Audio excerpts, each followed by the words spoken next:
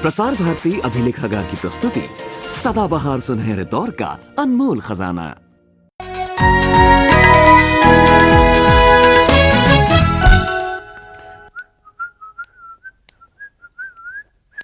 आप सोच रहे हैं ये ऑरेंज मैं अकेले खाने वाला हूं। ऑरेंज तो मुझे बहुत पसंद है, पर इस ऑरेंज में भी साइंस है। इनफैक्ट साइंस हमारे चारों तरफ है। खाने पीने की चीजों से लेके हमारी छोटी छोटी एक्टिविटीज में भी साइंस है। अब इस ऑरेंज को देखिए, इसको खाने के बाद हम इसके छिलके को फेंक देते हैं, पर इसके छिलके में भी साइंस है। ये तो फूल जड़ी की तरह जल रहा है। कमाल है, ये तो जादू हो गया। और एक जादू शिवम भी हमें दिखाने वाला है। काला जादू, बंगाल का ये काला जादू जिस पर चले वो हो जाए शिवम, देखो हमारे पास कितने अच्छे साइंटिफिक फैक्ट्स हैं। देखो देखो, ये क्या कर रहे हो? ये है मेरा काला जादू बंगाल से। तुम जादूगर, शर्म नहीं आती तुम्हें? हमारी साइंस चढ़ने की नाक मत कटवाओ। भाई जादू तो जादू है, मैं तुम्हें और आप सबको भी दिखा सकता हूँ। दिखाओ दिखाओ, जरा हम भी तो देखें जादूगर का कमाल। अच्छा, तुम्हें मेरा जादू देखना है? यहाँ आके बैठो। ओके मैजिक वॉन्ड, दिखा दे अपना कमाल। अब अपने पैर सीधे रखो, हाथ सीधे। वो तो है ही। चलो इसी तरह पीठ सीधी रखना। आगे आगे बोलो, आगे। काला जादू, काला जादू, बंगाल का काला जादू, चल जा दीपिका पे तुड़ुक छू। अच्छा अब उठकर दिखाओ। चीटिंग नहीं।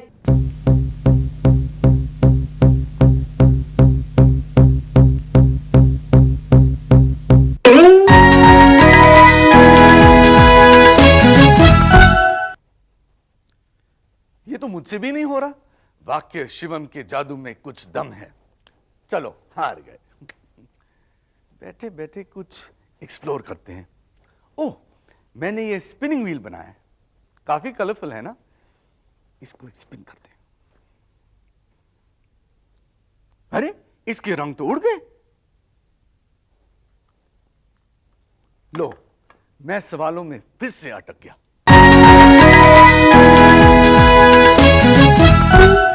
यार तुमने तो मुझे सचमुच फंसा दिया। आप भी अटक गए, लेकिन ये कोई जादू वादू नहीं, ये है प्योर साइंस। ये कमाल है उस फोर्स का जो हमें हमेशा पकड़ कर रखती है। पता चला हम किस फोर्स की बात कर रहे हैं? मैं तो समझ गई, ग्रेविटी मतलब गुरुत्वाकर्षण, राइट?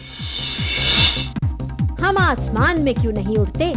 चीजें नीचे क्यों गिरती हैं? सिर नीचे पैर ऊपर क्यों नहीं होते? इन सब का जवाब है पृथ्वी की ग्रेविटी या गुरुत्वाकर्षण। पर ग्रेविटी का असर सिर्फ यही नहीं, वही है जो बादलों से बरसात कराती है, नदियों को बहाती है और हमारे वायुमंडल को भी रोक कर रखती है। जस्ट इमेजिन, अगर ग्रेविटी ना होती तो हमारा आसमान ही उड़ जाता। ना होती बारिश, ना होते तारे, हवा में उड़ते रहते हम सारे। न्यूटन के सिर पर सेब ना गिरता। ग्रेविटी ना होती तो भला पेड़ कैसे उगता? भाई वो तो है। क्या साइंटिफिक कविता बनाई है ना मैंने? वाह तो बोलो। वाह वाह वाह दीपिका, क्या कविता थी।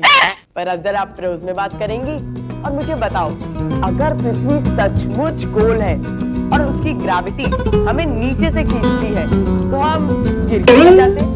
नीचे की तरफ का ये मतलब थोड़े ना है कि ग्रेविटी कश्मीर में रहने वालों को केरला की तरफ खींचती है। इसका तो ये मतलब है कि पृथ्वी ग्रेविटी से हमें अपने केंद्र की तरफ खींचती है, जिससे हम खड़े हो पाते हैं। तो ये बताओ कि इक्वेटर पर रहने वाले लोग एंगल में खड़े क्यों नहीं होते, सीधे कैसे खड़े हो जाते? मुझे कंफ्यूज मत करो, मैं नहीं जानती तुम्हारे क्यों और कैसे का जवाब। मैं केटू थोड़ी ना हूँ। भाई केटू तो मैं भी नहीं हूँ, लेकिन सच बात बताऊं, मैं भी बहुत चकरा गया हूँ।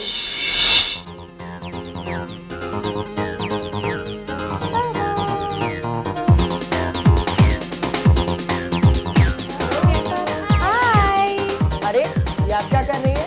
देखो देखो, एक बहुत मजेदार एक्सपेरिमेंट। ये है क्या? इसका जादू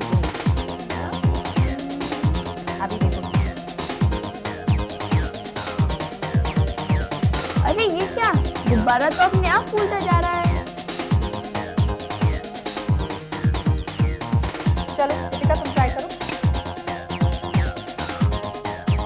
एक मिनट मुझे भरने दो।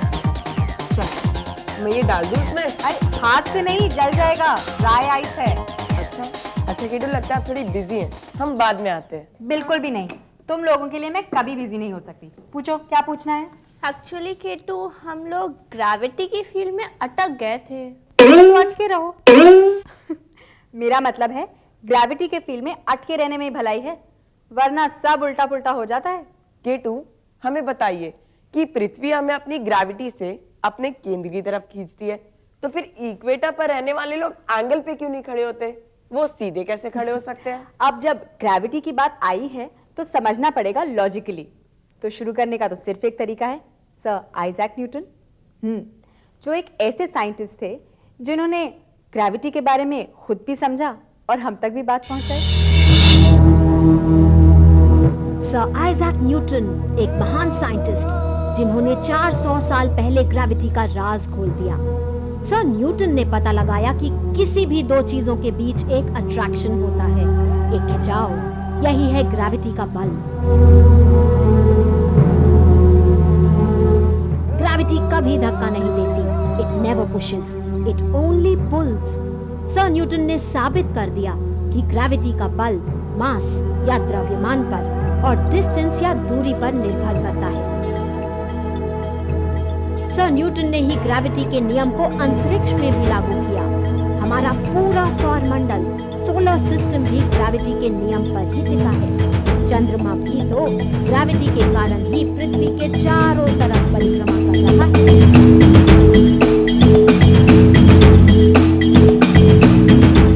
एक मिनट, मुझे कुछ तो समझ में आ गया, लेकिन बहुत कुछ नहीं आया। पूछो। क्या न्यूटन जी ने ये कहा था कि हर दो चीज के बीच में ग्रेविटी पुल होता है? मेरा मतलब है आप में और मुझ में और इस कुर्सी में और इस मेज में। I mean, how can that be? हाँ केतु, मुझे भी बात थोड़ी गलत लगी। अगर हर दो चीजों के बीच में ग्रेविटेशनल पुल होता तो हमें पता नहीं चलता। गुड, वेरी गुड कि तुम दोनों ने ये सवाल उठाया, लेकिन न्यूटन जी ने कुछ गलत नहीं कहा था। अब देखो, जैसे इन दो चीजों में ग्रेविटेशनल पुल है, अब दूसरी तरफ हमारी पृथ्वी इतनी विशाल है और हम उसके इतने करीब कि हमें उसकी ग्रेविटी के अलावा कोई और फोर्स पता ही नहीं चलता। समझे? ग्रेविटी सब जगह है, लेकिन है एक कमजोर बल। इन दोनों के बीच कितनी ग्रेविटी है? फॉर्मूला लगाकर देखते हैं। F is equal to gm1 m2 divided by r²। यहाँ g है ग्रेविटेशनल कांस्टेंट, m1 और m2 है दोनों लड़कियों के द्रव्यमान और r उनके बीच की दूरी। मतलब ना के बराबर बल, शायद रेत के एक कण के वजन से भी कम। अब पृथ्वी का द्रव्यमान है बहुत ज्यादा। कैलकुलेट करें उसकी ग्रेविटी तो पाएंगे कि वही है हमारा वजन या वेट। वो ऐसे, ग्रेविटी हमें नीचे खींचती है, लेकिन हम जिस चीज पर खड़े या बैठे होते हैं वो हमें उतनी ही जोर से ऊपर की तरफ धक्का देता है। यही बल है हमारा वेट या वजन। अब एक सवाल, अगर हम एक ही हाइट से एक भारी बॉल और एक हल्की बॉल को बिल्कुल एक साथ गिराएं तो क्या होगा? मुझे तो लगता है कि भारी चीज ही पहले नीचे गिरेगी, इसलिए बड़ी बॉल ही पहले नीचे गिरेगी। इसमें कौन सी बड़ी बात है? सबको मालूम है कि बड़ी बॉल ही पहले गिरेगी क्योंकि वो ज्यादा भारी है। Obviously, पहले तो बड़ी बॉल ही गिरेगी क्योंकि वो भारी है। गलत। फैक्ट तो ये है कि ये दोनों बिल्कुल एक साथ जमीन पर गिरेंगी। ग्रेविटी का बल द्रव्यमान पर डिपेंड करता है, ना कि वजन पर। वो पर यूनिट मास एक कांस्टेंट है। अभी के लिए मान लो कि ये हमारी प्यारी पृथ्वी है, आ गुड अर्थ। और ये डंडिया क्या है? हम। आप मजाक कर रही हैं ना? नहीं बाबा, बिल्कुल सीरियस हूँ। यही है तुम्हारे सवाल का जवाब। क्या? दुनिया गोल है, फिर भी हम फिसल कर गिर नहीं जाते। ग्रेविटी हमें नीचे की तरफ नहीं बल्कि पृथ्वी के केंद्र की तरफ खींचती है। अंतरिक्ष से देखा जाए तो हम बिल्कुल ऐसे नजर आएंगे, लेकिन इससे कोई फर्क नहीं पड़ता क्योंकि हम कहीं भी हो और किसी भी एंगल पर हमारी पृथ्वी इतनी विशाल है कि हम सबके पैर जमीन पर ही रहते हैं और सिर के ऊपर आसमान। धागे से बंधे इस ग्लास में भरते हैं चने। इमेजिन करें कि ग्लास को घुमाने वाली लड़की है सूरज, ग्लास में चने हैं हमारी पृथ्वी और ग्लास पर बंधा धागा है सूरज की ग्रेविटी। अगर ग्लास को तेजी से घुमाना बंद कर दे तो सब चने मतलब हमारी पृथ्वी सीधे सूरज पर गिर जाएगी। ग्रेविटी उसे अंदर खींच लेगी। मतलब साफ है, गति या स्पीड एक ऐसा फोर्स तैयार करती है जो ग्रेविटी के अंदरूनी खिंचाव के बराबर और उल्टा है। हमारे सोलर सिस्टम में सूरज सबसे बड़ा, सारे प्लैनेट्स के चारों तरफ एक कांस्टेंट पाथ मतलब अपने अपने ऑर्बिट में एक कांस्टेंट स्पीड पर घूमते रहते हैं। बाप रे बाप, अब आया समझ ग्रेविटी का इम्पोर्टेंस। आप भी सोचिए, एक एस्ट्रोनॉट स्पेस में पहुंच गया, वहां उसने बहुत इंपॉर्टेंट रिसर्च की और अपनी रिसर्च को लिखने के लिए बैठा, लेकिन जब उसने पेन हाथ में उठाया तो कुछ नहीं लिख पाया। सोचो क्यों? अब आप ही बता दीजिए। बिल्कुल नहीं, इस बार सवाल का जवाब खुद ढूंढो। आदत पड़ गई है तुम लोगों को मेरी। और वैसे भी साइंस का मजा तो इसी में है ना।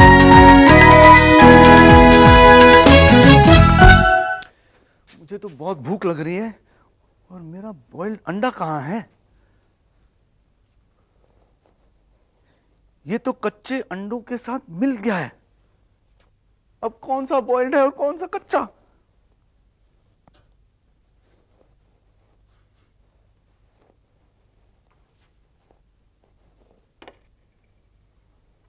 एक तो ज्यादा घूम रहा है और एक तो रुक गया। लेते हैं एक छोटा सा ब्रेक।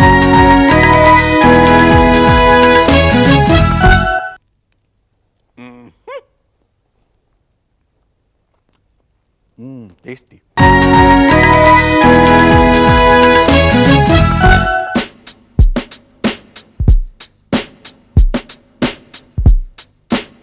जवाब मिल गया।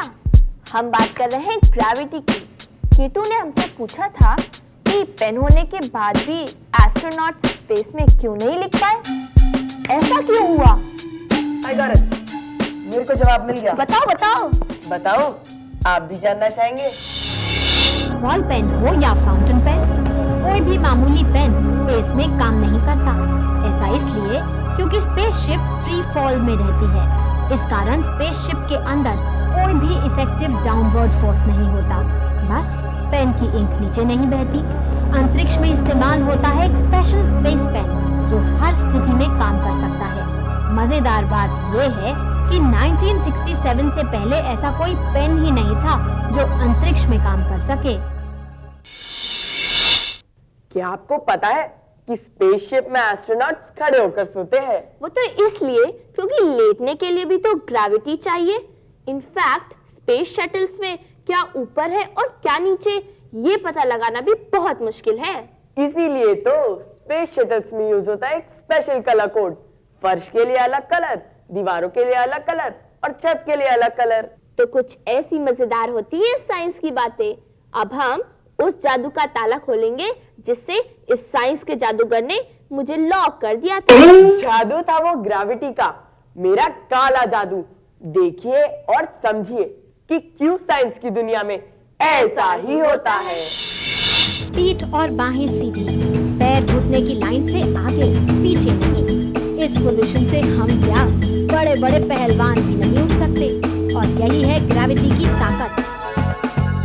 हर बॉडी में होता है एक गुरुत्व केंद्र, सेंटर ऑफ ग्रेविटी। इस पॉइंट पर हमारा पूरा वजन केंद्रित हो जाता है। यही है हमारे संतुलन का पॉइंट भी। बैठे समय सेंटर ऑफ ग्रेविटी रीढ़ की हड्डी के पास नाभि से थोड़ा ऊपर होती है। ये पॉइंट कुर्सी से होकर हमारे पैरों के पीछे पड़ता है, लेकिन उठने के लिए इस पॉइंट को हमारे पैरों से होकर निकलना चाहिए। इसीलिए पैरों को पीछे खींचे बिना हम उठ ही नहीं सकते। वैसे हाथों को आगे करके या पीठ को झुकाकर भी गुरुत्व केंद्र की पोजीशन बदल कर उठा जा सकता है। तो आप बैठे हो, खड़े हो, लेटे हो या कूद रहे हो, जरूर ध्यान दें आपका सेंटर ऑफ ग्रेविटी कहाँ है। वैसे ग्रेविटी हमें दिखाई नहीं देती, तो इसका मतलब ये थोड़ी ना है कि हम उसे भूल ही जाएं। भाई आप याद रखे ना रखे, लेकिन हाई जंपर्स को तो ये जरूर याद रखना पड़ता है। वैसे दीपिका, तुम्हारी हाइट कितनी होगी? क्यों? चलो 5 फुट लेते हैं। सोचो, अगर तुम अपनी हाइट से 200 या फिर 300 गुना ज्यादा ऊपर कूद पाती तो कैसा होता? 200 या 300 मतलब 1500 फीट ऊपर? भला कोई इतना ऊपर कूद सकता है क्या? मजाक कर रहे हो ना? थोड़ा थोड़ा, लेकिन अगर ये एक इंसेक्ट होती तो ये मुमकिन था।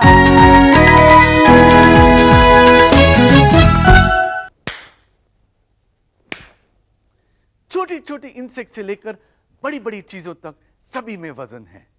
क्या आपने कभी सोचा है कि न दिखने वाली हवा में भी वजन है? नहीं मानते? मैं दिखा दूं।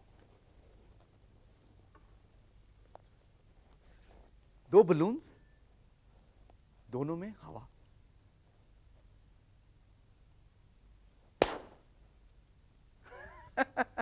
अब मान गए? लेते हैं एक छोटा सा। ये चींटियां बड़ी पहलवान होती हैं, अपने वजन से 50 गुना ज्यादा वजन उठा सकती हैं। मैंने ट्राई करके देखा, मुझसे तो नहीं होता। आपने आजमाया? और एक और अमेजिंग फैक्ट, चींटियां कभी सोती ही नहीं। ये इंसेक्ट्स हैं बड़े कमाल के। अगर आपके पास एक डॉगी है या फिर एक बिल्ली, तो आप इस इंसेक्ट को जरूर जानते होंगे। परेशान करता है, खून चूसता है, खून इसका खाना जो है। समझ गए हम किसकी बात कर रहे हैं? हम बात कर रहे हैं फ्ली की, जिसे हिंदी में पिस्सू कहते हैं। अगर किसी को हाई जंप का रिकॉर्ड तोड़ना है तो पिस्सू जी से सीख लें। फ्ली या पिस्सू ऊंची छलांग का चैंपियन। ये अपने शरीर की लंबाई से 350 से भी ज्यादा गुना ऊंचा कूद सकता है। More than 350 times its body length। अगर हम पिस्सू जितना कूद पाते तो एक छलांग में फुटबॉल के मैदान की लंबाई पार कर जाते। पक्षियों का ग्रेविटी से अजब नाता है, और बात सिर्फ उड़ान की नहीं, जिंदा रहने की भी है। पक्षियों को कुछ भी निकलने के लिए ग्रेविटी के डाउनवर्ड पुल की जरूरत है। साइंटिस्ट्स को पता चला है कि वो जीरो ग्रेविटी में जिंदा नहीं रह सकते।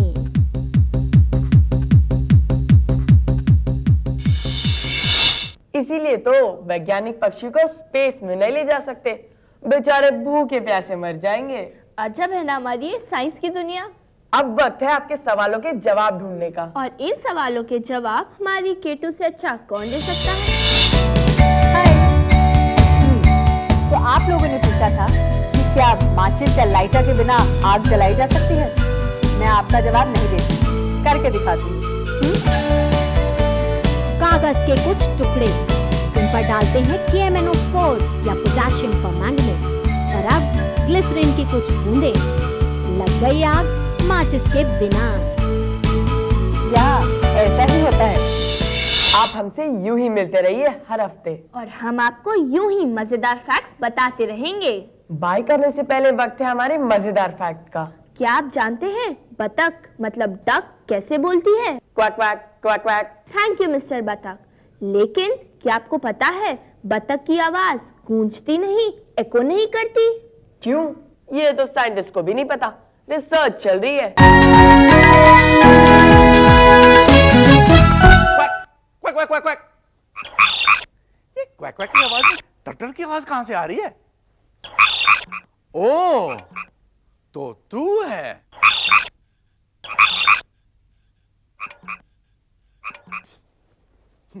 तभी मैं सोच रहा हूं ये आवाज में ट्विस्ट कहां से आ रही है। अब आपने किट किट की आवाज तो सुन ली, अब पिट पिट की भी सुन लीजिए, वो तो हमारी तरह बोलते हैं।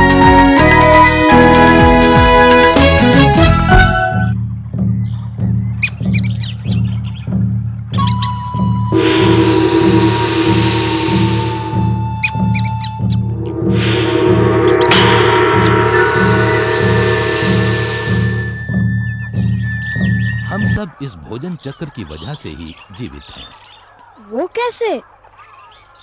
देखो, फूड चेन अर्थात आहार चक्र जीव जगत की एक ऐसी श्रृंखला है जिसके अंतर्गत भोजन के माध्यम से शक्ति स्थानांतरित होती रहती है, यानी एनर्जी चैनलाइज होती है और शक्ति ऊर्जा ही जीवन को कायम रखती है। पृथ्वी पर केवल सूर्य ही प्रकाश और ऊर्जा का एकमात्र स्रोत है। सूर्य प्रकाश के द्वारा वनस्पति प्रकाश संश्लेषण अर्थात फोटोसिंथेसिस की प्रक्रिया द्वारा अपने लिए खुराक बना लेती है। ये ऊर्जा वनस्पति के पत्तों, फूलों, फलों और बीज में संग्रहित होती है। शाकाहारी प्राणी विविध वनस्पति को खाते हैं। इन शाकाहारी जीवों का मांसाहारी जीव निरीक्षण करते हैं। इस तरह ये आहार चक्र चलता रहता है। मनुष्य भी इस फूड चेन का हिस्सा है। क्या हम भी? हाँ, हर स्तर पर ऊर्जा जैविक द्रव्यमान यानी ऑर्गेनिक मैटर के रूप में संग्रहित होती है।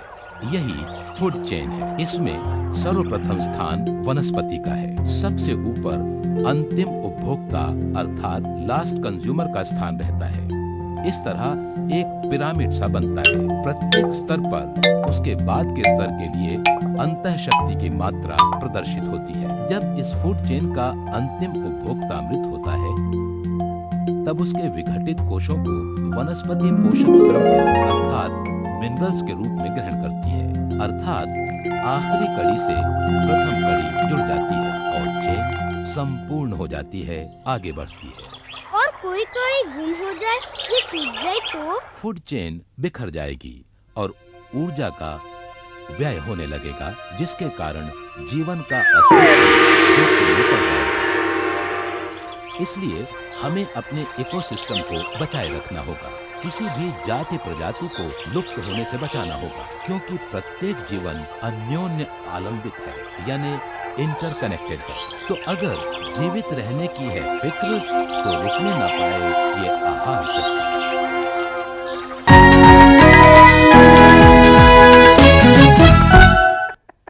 मुझे लगता है मेरे इस हाइडआउट में लाफिंग गैस लीक हो रही है और मेरी हंसी तो रुक ही नहीं जा रही और मैं कुछ सोच भी नहीं सकता।